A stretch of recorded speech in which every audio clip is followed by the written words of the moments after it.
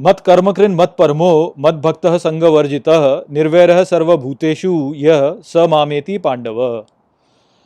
नमस्कार मित्रों, ये जो श्लोक है भगवद गीता के 11वें अध्याय का 55वां श्लोक है, जिसे हम आज गहराई से समझेंगे। तो आइए सबसे पहले इसके अर्थ को समझते हैं। तो जो श्लोक है वो कहता है, मत कर्मकृन् मत परमो, अर्थात मेरे लिए कर्म करने वाला, मुझे परम मानने वाला।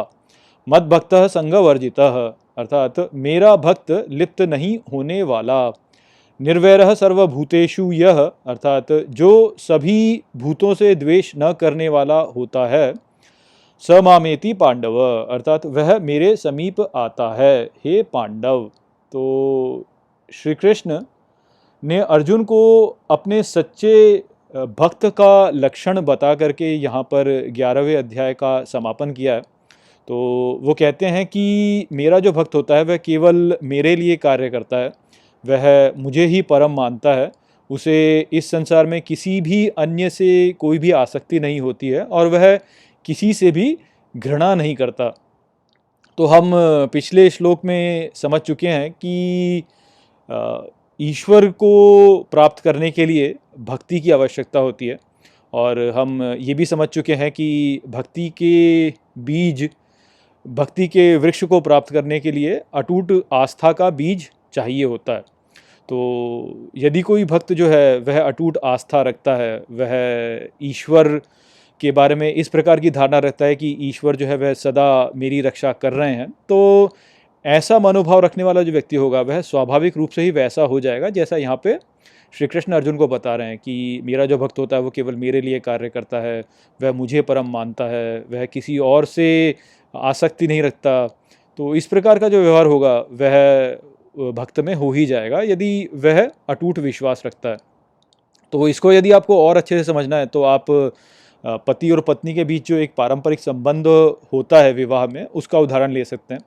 तो आप यही सोचें कि एक पारंपरिक हिंदू विवाह में जो प्रण लिए जाते हैं या जो संकल्प लिए जाते हैं वह कुछ इसी प्रकार से होते हैं कि जो पत्नी होती है वह पतिव्रत लेती है और कहती है कि वह जो है वह अपने पति की ओर एक निष्ठा रखेगी और सदा उसी की ओर समर्पित रहेगी।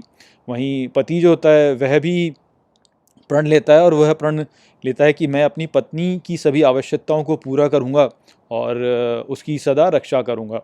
तो अब ये जो संबंध है इसका हम उदाहरण लेकर के ईश्वर और भक्त के बीच का संबंध भी समझ सकते हैं। अब यहाँ पे आप एक बात पर ध्यान दीजिए कि जिस प्रकार से आधुनिकता आगे बढ़ रही है और प्रौद्योगिकी का विकास हो रहा है, तो ये जो पारंपरिक विवाह का संबंध हुआ करता था वह अब उतना प्रायोगिक नहीं है।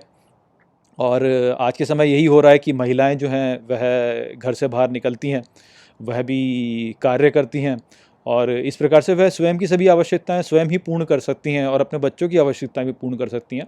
और राष्ट्र जो हैं वो अब इतने शक्तिशाली हो चुके हैं कि वहाँ की न्याय व्यवस्था अब रक्षा प्रदान कर सकती है महिलाओं को।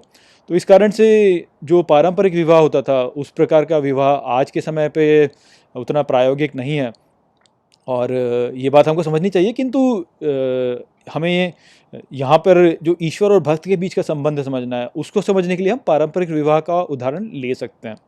तो जैसे पारंपरिक विवाह में पत्नी जो होती है वह अपने पति की ओर निष्ठा रखती है और जो पति होता है वह अपनी पत्नी की रक्षा करना और उसकी सभी आवश्यकताओं को पूरा करने का प्रण लेता है, तो ठीक इसी प्रकार का संबंध ईश्वर और भक्त के बीच में भी होता है। तो जिस प्रकार से एक पत्नी जो होती है वह निष्ठा रखती है, तो उसी प्रकार से यदि एक भक्त जो है वह ईश्वर की ओर अपनी निष्ठा को सिद्ध करे, तो जैसे पत्नी की रक्षा करने का प्रण पति लेता है और उसकी सभी आवश्यकताओं को पूरा करने का प्रण लेता है, तो ठीक इसी प्रकार से फिर ईश्वर जो है वह भी अपने उस भक्त की सभी आवश्यकताओं को पूर्ण करने का संकल्प ले लेते हैं। तो भक्त जब ईश्वर की ओर निष्ठा रखता है और अपनी सभी इच्छा शक्ति को, सब कुछ अपना वास्तव में ईश्वर को समर्पित कर देता है, तो ईश्वर फिर अपने भक्त को अपनी शरण में ले लेते हैं और उनकी सभी आवश्यकताओं को पूरा करते हैं।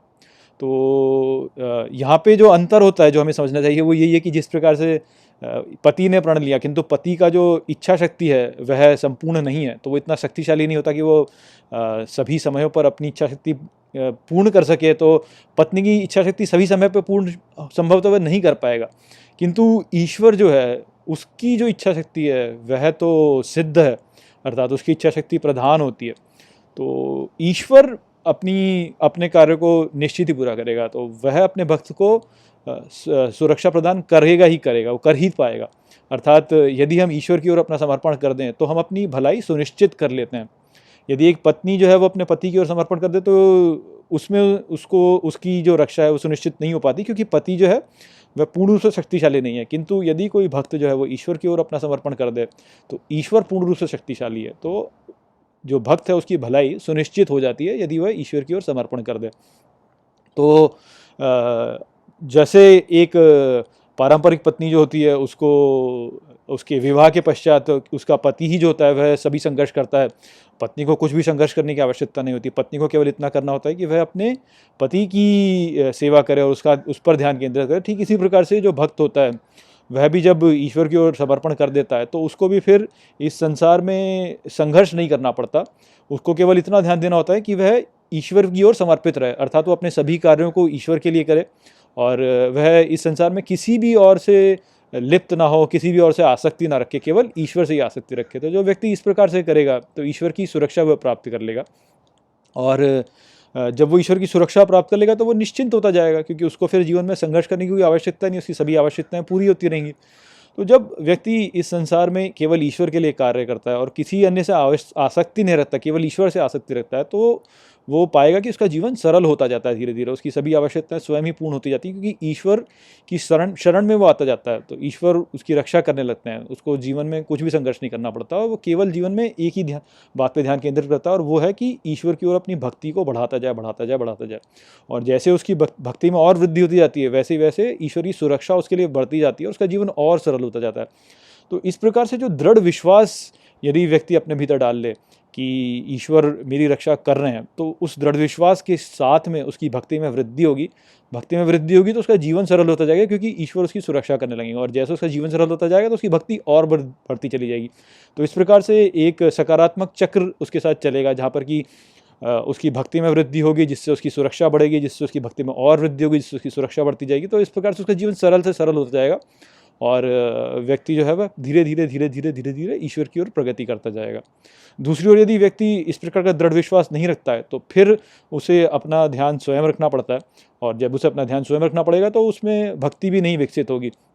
जब भक्ति नहीं विकसित होगी तो पुनः उसको फिर संघर्ष करना पड़ेगा, संघर्ष करेगा, भक्ति नहीं विकसित होगी, संघर्ष करेगा, भक्ति नहीं विकसित होगी, तो वो जो नकारात्मक चक्र है उसमें फंस जाएगा और ईश्वर से दूर होता चला जाएगा। तो ये जो दृढ़ विश्वास है ईश्वर में, यह ही वास्तव में बीज है। इसीलिए कहते हैं कि संशय मत करो। संशय ही जो है वह ही समस्या का मूल स्रोत बनता है। जिसमें विश्वास है वह ईश्वर की ओर समर्पण करेगा, ईश्वर के लिए कार्य करेगा। जैसे जैसे वो ईश्वर के लिए कार्य करता जाएगा, ईश्वर की सुरक्षा प्राप्त करता जाएगा, किसी अन्य से वह आसक्ति नहीं रखेगा, ईश्वर की सुरक्षा प्राप्त करता जाएगा इस प्रकार से, और उसका जीवन सरल होता चला जाएगा, और धीरे धीरे धीरे धीरे धीरे धीरे वो इस प्रकार से ईश्वर के समीप जाता चला जाएगा। तो इस प्रकार से यहाँ पर श्री कृष्ण ने अर्जुन को समझाया और 11वें अध्याय का समापन किया। आशा करता हूँ कि मैंने इस श्लोक को आपको अच्छे से समझा दिया होगा। यहाँ पर हम 11वें अध्याय का समापन कर रहे हैं कि सभी श्लोकों को हम यहाँ पे अब समझ चुके हैं। अब अगले वीडियो में मैं आपको इस अध्याय का सार प्रस्तुत करूँगा। तो चलिए इसी के साथ इस वीडियो को यहीं पे समाप्त करते हैं। नमस्ते।